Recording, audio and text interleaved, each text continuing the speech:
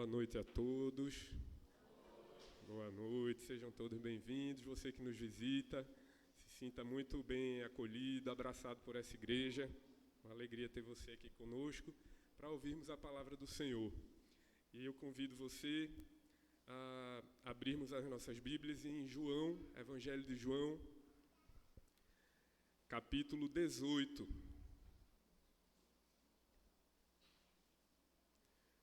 João capítulo 18. Vamos ler apenas os versos 12 a 14. Vai ser o texto base aqui da nossa meditação de hoje. Nós vamos ler, em seguida a gente vai orar, e então meditaremos a palavra do Senhor para nós. Diz assim a palavra de Deus. Assim, a escolta, o comandante e os guardas dos judeus prenderam Jesus, manietaram-no e o conduziram primeiramente a Anás, pois era sogro de Caifás, sumo sacerdote naquele ano.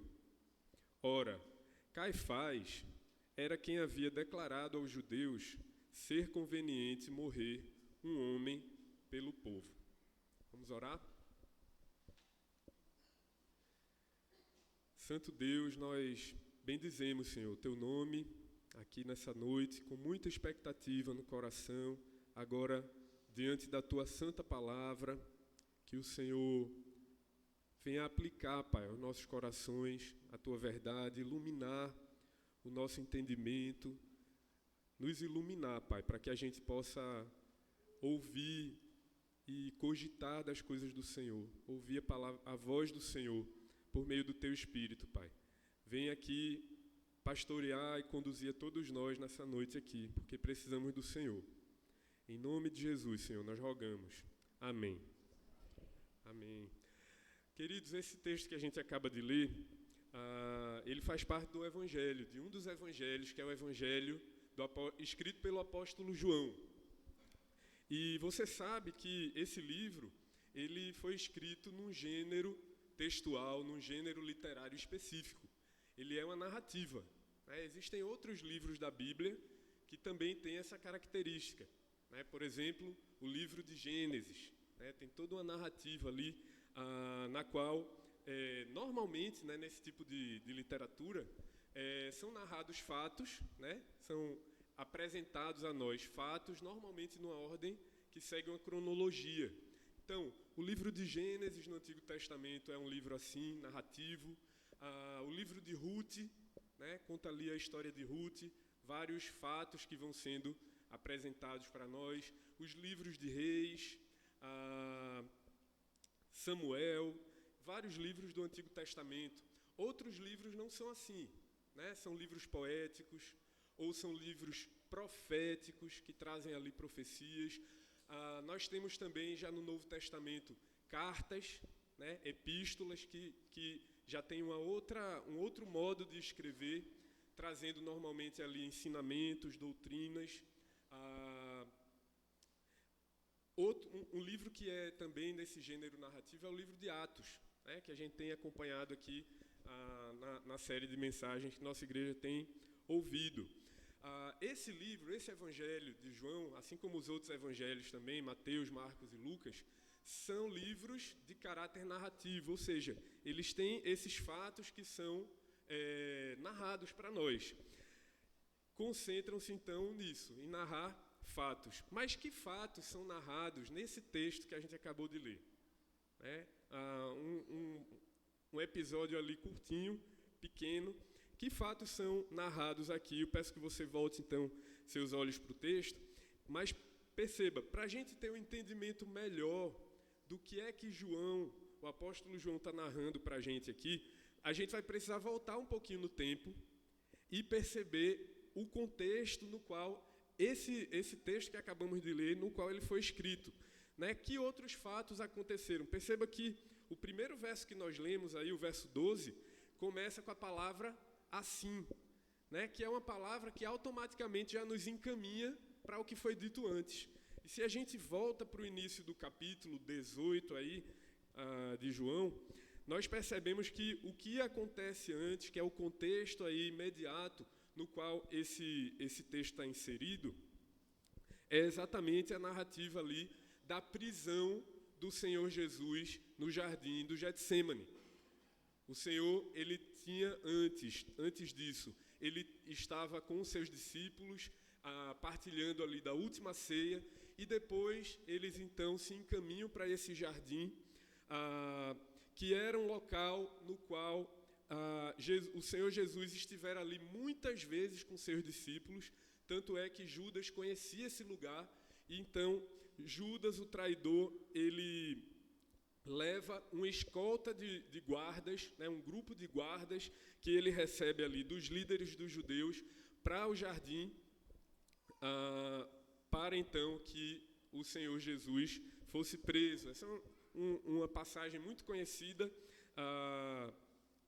e nós sabemos que o Senhor Jesus, essa prisão, ela ocorre de forma muito tranquila, num certo sentido, porque o Senhor Jesus, ele se entrega voluntariamente, né? Ele veio para essa terra, ele se fez carne e habitou entre nós, como nós cantamos agora há pouco aqui, a letra do próprio Evangelho de João, com esse objetivo de ir para a cruz, de ser preso, de sofrer as coisas que ele sofreu e se entregar, cumprindo a missão que Deus deu para ele cumprir.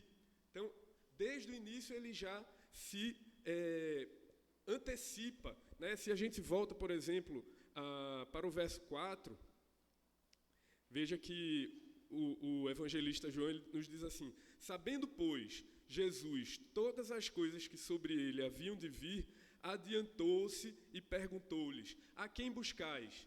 Né? E aí a narrativa vai continuando, é muito bonito quando ele diz: eu sou, né? Esse que vocês estão buscando sou eu.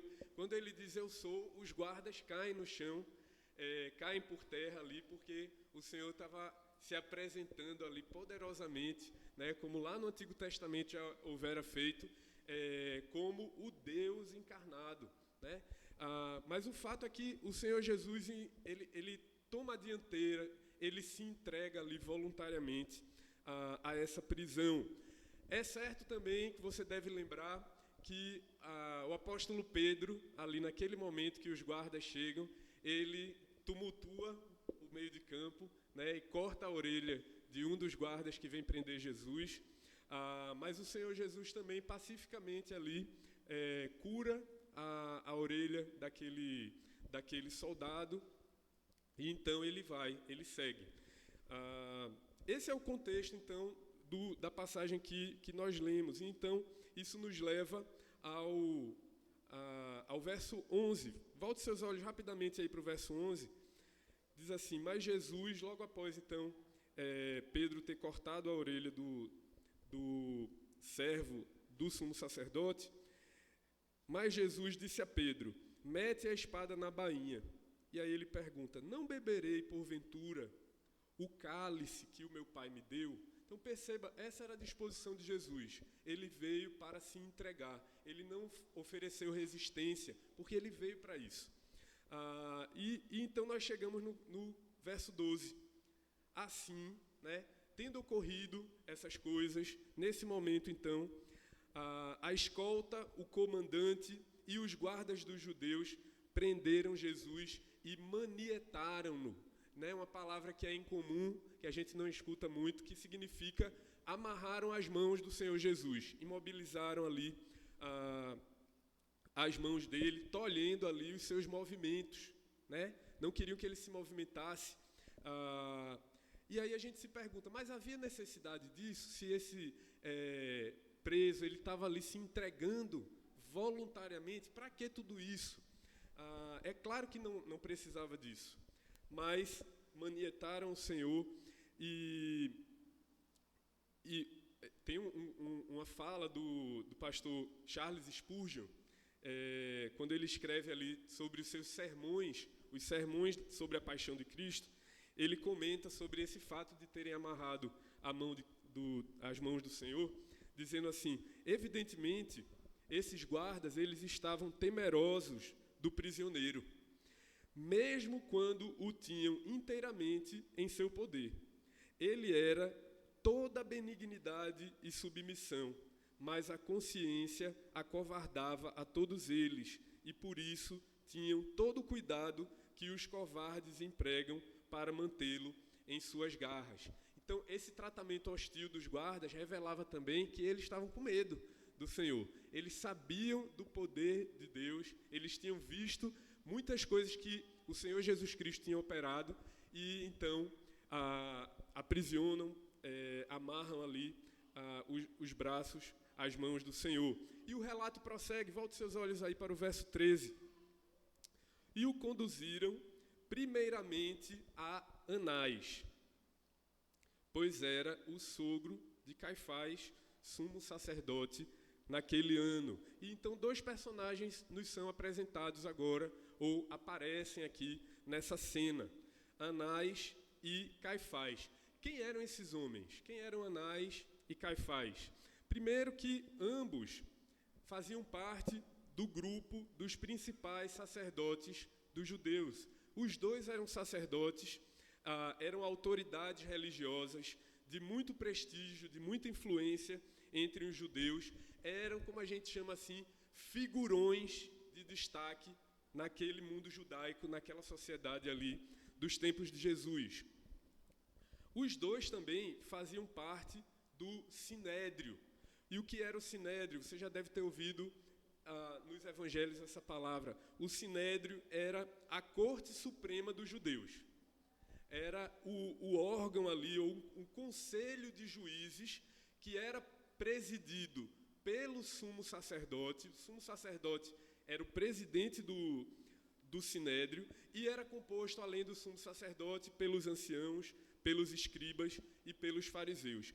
Esse foi o grupo que colocou Jesus sob julgamento. Todo julgamento tem que ter uma parte que acusa. E foi o Sinédrio, então, quem colocou o Senhor Jesus sob julgamento.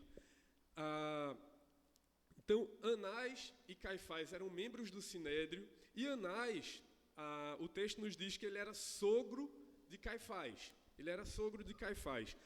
O próprio Anás já havia sido o sumo sacerdote anteriormente. Ele era o sumo sacerdote, mas foi deposto do cargo pelos romanos. Você lembra que, naquele período, Jerusalém estava sob o domínio do Império Romano, e os romanos, então, tinham deposto Anás do cargo de sumo sacerdote e tinham colocado no seu lugar Caifás. Mas, mesmo tendo sido deposto do cargo de sumo sacerdote, esse Anás ainda era muito ouvido, ainda tinha muita voz no Sinédrio, ainda era muito respeitado, muito honrado ali, como uma autoridade, como uma liderança dos judeus. Caifás, por sua vez, que era o genro, ele é que ocupava agora oficialmente o cargo de sumo sacerdote naquele ano, como nos disse aqui o verso 13. Jesus, então, ele é preso no jardim e levado primeiramente a Anás. Antes de ser levado a Caifás, ele é levado a Anás. Isso, se você continuar na leitura aqui do capítulo 18, você vai ver que Anás interroga Jesus, faz uma espécie de uma audiência, ouvindo ali aquele, por assim dizer, um réu, né, que estava ali sob julgamento. Um julgamento, aliás, completamente inconstitucional, cheio de falhas, até do ponto de vista jurídico. Anás, então, interroga Jesus naquele momento. E o verso 14, então, nos diz assim: Ora, Caifás era quem havia declarado aos judeus ser conveniente morrer um homem pelo povo. E aqui, essa narrativa, ela é interrompida, né? João, ele vem seguindo ali, relatando fatos que ocorreram, mas, de repente, ele faz uma breve pausa para fazer um comentário. João interrompe a narrativa para lembrar a nós, leitores, uma declaração anterior que tinha sido feita por esse Caifás, que era o sumo sacerdote. E que declaração foi essa? O verso 14 nos diz de que havia... Verso 14. Havia declarado aos judeus ser conveniente morrer um homem pelo povo. Essa foi a declaração que o Caifás disse a respeito de Jesus. E aqui, automaticamente a gente fica pensando, mas por que ele inseriu esse comentário aqui? Por que ele interrompeu esse fluxo dos fatos para dizer que Caifás tinha feito essa declaração? Quando essa declaração foi feita originalmente? E aí eu chamo você então para abrir sua Bíblia em João, mesmo livro de João, no capítulo 11. Vamos então para o capítulo 11. Cronologicamente aqui, um pouquinho antes desse ocorrido que nós lemos. E aqui, os principais sacerdotes e os fariseus, né, que eram os membros aí do Sinédrio, eles estavam com um problema para resolver, estavam com um pepino para descascar. E qual era esse problema? Esse homem, esse Jesus que veio lá de Nazaré, ele estava operando muitos sinais entre os judeus. Muitos judeus, em consequência desses sinais que o Senhor Jesus estava operando, das pregações que Jesus estava fazendo, os sermões que ele estava dando, e especialmente os sinais que ele operava, muitos judeus estavam crendo nele, estavam passando a crer no Senhor Jesus, a ouvirem sua pregação e testemunharem seus milagres. Muitos passavam a reconhecer a sua divindade. Esse homem não é um homem comum, esses milagres que ele faz, esses sinais que ele faz, demonstram que ele é Deus, que ele é o Filho de Deus. Muitos estavam reconhecendo o Senhor como aquele Salvador prometido pelos profetas, desde o Antigo Testamento. E o último sinal, o último milagre que Jesus tinha feito aqui, logo antes do capítulo 11, foi no início, melhor dizendo, no início do capítulo 11, foi exatamente uma ressurreição de um homem. Jesus operou ali a ressurreição de Lázaro, um texto que você também deve lembrar.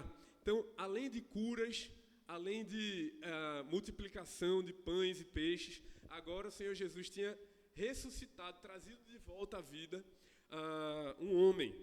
E isso fez muito barulho naquele contexto ali da época, né? Então, veja aí, a partir do verso 43, o que é que acontece aqui no capítulo 11 de João. E tendo dito isto, isso aqui já é o finalzinho do relato da ressurreição de Lázaro. E tendo dito isto, clamou em alta voz, Lázaro, vem para fora.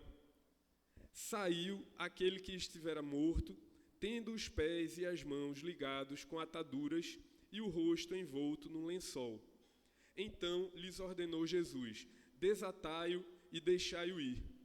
Muitos, pois, dentre os judeus que tinham vindo visitar Maria, vendo o que fizera Jesus, o que é que diz aí, queridos?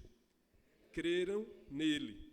Outros, porém, foram ter com os fariseus e lhes contaram dos feitos que Jesus realizara. Então, prossegue o texto, então, os principais sacerdotes e os fariseus convocaram o sinédrio e disseram, que estamos fazendo, uma vez que este homem opera muitos sinais? E veja a situação aí que vai se colocando, né?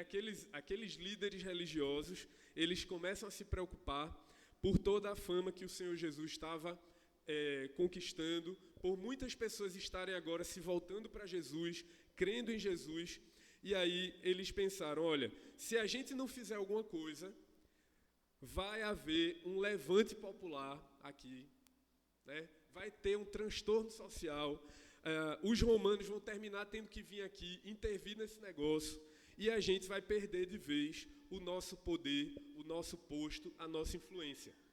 Então eles agora querem resolver o problema. O Senhor Jesus, em tudo aquilo que ele está realizando, estava representando um problema para eles, uma ameaça para eles, e aí eles querem resolver o problema. Veja aí, a partir do verso 48, então, o que é que eles pensam, o que é que eles resolvem fazer, então. Se o deixarmos assim, todos crerão nele. Depois virão os romanos e tomarão não só o nosso lugar, mas a própria nação. Caifás, vejam Caifás, então, que a gente leu aqui na nossa história. Caifás, porém, um dentre eles, sumo sacerdote naquele ano, advertiu-os, dizendo: vós nada sabeis, nem considerais que vos convém que morra um só homem pelo povo, e que não venha a perecer toda a nação. Esse foi o momento original da declaração de Caifás. Veja, o que é que está acontecendo aqui, né? Caifás, ele propõe uma solução para o problema. Qual foi a solução? Né? A gente percebe nitidamente aqui uma manobra política motivada pelo desejo de poder e de influência, de manter o seu poder, manter a sua influência, não perder o seu cargo. E qual foi a solução, então, proposta por Caifás? Vamos fazer, né, ou vamos promover um assassinato por conveniência. Convém que morra um só homem para que não se perca toda a nação. Veja, o que a gente está vendo aqui é puro utilitarismo, a mentalidade utilitarista, né? Vamos fazer o que é útil, vamos fazer o que é conveniente. Você consegue visualizar essa cena? São homens que detêm o poder religioso, que era também ali, de certo modo, um poder político. Vamos fazer uma manobra política aqui e vamos eliminar esse cidadão. É melhor perder um do que a gente perder todos. É utilitarismo, é pura conveniência, é uma jogada política, dessas jogadas que a gente já viu tanto, inclusive aqui no Brasil, né? De alguém que está fazendo uma jogada política, mas ele era o quê mesmo? O sumo sacerdote, né? E era, além disso também, o líder da Suprema Corte de Israel, o líder do Sinédrio, como sumo sacerdote. Ele deveria zelar pelo cumprimento da justiça, né? Era aquele órgão, o Sinédrio, que julgava as questões em Israel. Então, ele deveria fazer cumprir a justiça civil e deveria, por ser o sumo sacerdote, ser alguém que zelava pela lei de Deus, um homem de Deus que seguia a lei do Senhor. Mas ele, então, propõe essa saída ou essa solução para eles. Nos convém que morra um só homem pelo povo e que não venha a perecer toda a nação. É nesse momento, então, queridos, que o nosso narrador, o apóstolo João, o narrador aqui do Evangelho, ele adiciona, então, um fato luminoso, e é sobre isso que eu quero chamar a sua atenção hoje.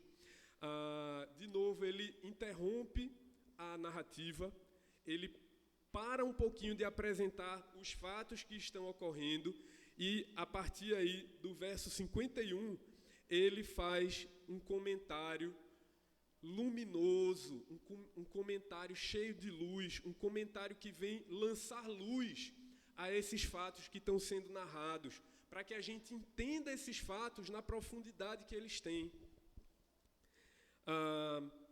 E ele então traz para nós uma realidade mais profunda do que é que realmente está acontecendo aqui.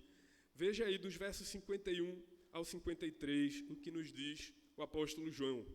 Ora, ele, Caifás, não disse isto de si mesmo, mas, sendo sumo sacerdote naquele ano, profetizou que Jesus estava para morrer pela nação. E não somente pela nação, mas também para reunir em um só corpo os filhos de Deus que andam dispersos. E desde aquele dia resolveram matá-lo. Veja que coisa linda, veja esse comentário que o apóstolo João ele adiciona aqui na narrativa, então. Ao dizer as palavras, aquela declaração de Caifás, aquela solução que o Caifás propõe, João, então, esclarece para nós, ou traz uma interpretação correta, trazendo esse comentário aí para que a gente tenha em mente o que é que realmente está acontecendo aqui. E ele diz, olha, Caifás não disse isso de si mesmo. Ele não disse isso dele mesmo. Esse sumo sacerdote, né, que não dava a mínima para os 10 mandamentos, né, como era o dever dele fazer, está aqui propondo que se quebre um dos 10 mandamentos, né, matando uma pessoa inocente, arquitetando um plano sujo, motivado por interesses egoístas, para se manter no poder. Tudo isso a gente está enxergando, isso são os fatos que estão colocados aqui. Mas então, João, ele faz a gente perceber o que é que realmente Deus está fazendo nessa história, na sua soberania, com a sua mão soberana, conduzindo os fatos da história. Ele diz, olha, Deus, controlando todas as coisas, ele usou até mesmo esse corrupto como um instrumento para realizar a sua vontade. Fez o homem abrir a boca, esse homem abrir a boca e profetizar, falar da parte de Deus, ainda que os seus sentimentos não estivessem de acordo com o que ele estava verbalizando. Isso é maravilhoso. Isso só o Deus soberano pode fazer. O próprio Caifás não tinha consciência do que estava saindo da boca dele. Ele estava planejando, maquinando aquele plano sujo, junto ali com os outros líderes, com os fariseus, mas ele não sabia que aquela declaração era uma profunda verdade, uma profunda declaração que sintetiza, inclusive, a mensagem do Evangelho. Importa que um homem morra pela nação. E mais ainda, né, mais do que só pela nação, João diz assim, no verso 52, e não somente pela nação, mas também para reunir em um só corpo os filhos de Deus que andam dispersos. Aleluia! Esse é o nosso Deus que controla e governa todas as coisas. Tem um puritano chamado Thomas Watson, que ele faz um comentário sobre a soberania de Deus, discorrendo sobre a soberania de Deus, e ele diz assim, Deus pode dar uma pancada reta com uma vara torta. Deus pode dar uma pancada reta com uma vara torta. E o Thomas Watson prossegue, exaltando a sabedoria de Deus. Ele diz assim, Deus aplica sua providência, mudando o mal em bem, apesar dos pecados dos homens. A sabedoria de Deus é vista nisso, que os pecados dos homens levam avante a obra de Deus, ainda que ele não toque em seus pecados. Até mesmo os pecados dos homens levam avante os planos e os propósitos de Deus. E Deus permanece incontaminado pelo pecado. Ele não toca, não é ele quem faz o pecado, mas ele controla e governa todos os atos dos seres humanos, até mesmo motivações corruptas, pecaminosas, como a gente acabou de ver aqui nesse episódio do Caifás. A motivação natural dos homens vem de Deus, mas suas atitudes pecaminosas vêm deles mesmos. Conclui, então, o Thomas Watson. Essa, queridos, é a sabedoria de Deus. Essa é a sabedoria do nosso Deus. Essa é a soberania do nosso Deus. E o que foi que aquele homem profetizou ali involuntariamente? Os versos 51 e 52 nos dizem que ele profetizou que Jesus estava para morrer pela nação, e não somente pela nação, mas também para reunir em um só corpo os filhos de Deus que andam dispersos. Por meio do sacrifício do Senhor Jesus Cristo na cruz, sua morte e ressurreição, Deus tem reunido os seus filhos que estavam dispersos, perdidos, que estavam na escuridão dos seus próprios pecados. Assim foi com a gente. Na verdade, assim estávamos nós, perdidos nos nossos pecados, dispersos, sem Deus no mundo, né? Sem eira nem beira, né? Longe do Senhor, mas o Senhor reuniu todos os seus filhos que estavam dispersos por meio da morte de um só homem, por meio da morte do Senhor Jesus Cristo. Pela graça de Deus, por intermédio da morte de Cristo, ao crer que Ele fez isso em nosso lugar, nós merecíamos ter morrido a morte que o Senhor Jesus Cristo morreu. Fomos reunidos em um só corpo na família de Deus. Como filhos de Deus que estávamos longe, fomos reunidos então na família de Deus. Glória ao Senhor Jesus Cristo por toda essa obra perfeita. Glória ao Senhor soberano. Não por acidente, queridos, não por improviso. Não foi por improviso nem por acidente que o Senhor Jesus foi até a cruz. João faz questão de chamar a nossa atenção, né? E a grande pergunta é, por que razão João nos traz esses comentários, esse tipo de comentário na sua narrativa? Desde o capítulo 1, nós cantamos aqui, quando ele abre o seu evangelho com aquele prefácio no qual ele diz, olha, antes de eu contar os fatos, deixa eu contar quem é esse aqui. Ele é o Verbo que estava no início com Deus. Todas as coisas foram feitas por intermédio dele. Sem ele, nada se fez. E em toda a sua narração, o apóstolo João ele vai tecendo comentários para chamar a atenção da gente, para chamar a atenção dos leitores, da verdade que está posta aqui sobre o Senhor Jesus. Ele quer mostrar, meus queridos, para mim e para você, que o Senhor Jesus é o cumprimento do plano eterno de Deus. O Senhor Jesus é o cumprimento do plano eterno de Deus. E isso tem uma motivação do apóstolo João. Isso é motivado por um desejo autoral do apóstolo João, que, como alguns domingos atrás eu preguei e comentei sobre esse verso, no capítulo 20 desse mesmo evangelho, peço que você abra rapidamente, a gente já está finalizando, João 20, versos 30 e 31. Aqui tem uma declaração do apóstolo João, que é considerado por muitos comentaristas como, de certo modo, um dos propósitos essenciais desse evangelho. Os versos 30 e 31 do capítulo 20, o apóstolo João diz assim, olha, na verdade, fez Jesus diante dos discípulos muitos outros sinais que não estão escritos neste livro.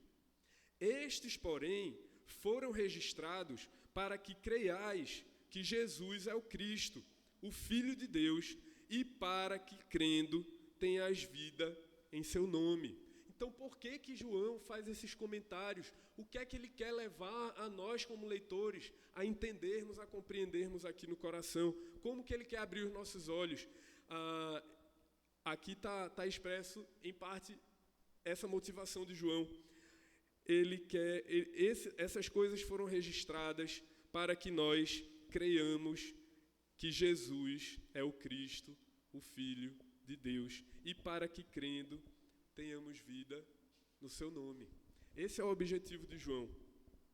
E aqui, então, eu encerro, queridos, com 3 aplicações aqui para a nossa vida. Primeiro, Jesus, ele não foi uma vítima e nem foi de forma acidental a cumprir ali os seus sofrimentos na cruz. Jesus não foi uma vítima acidental.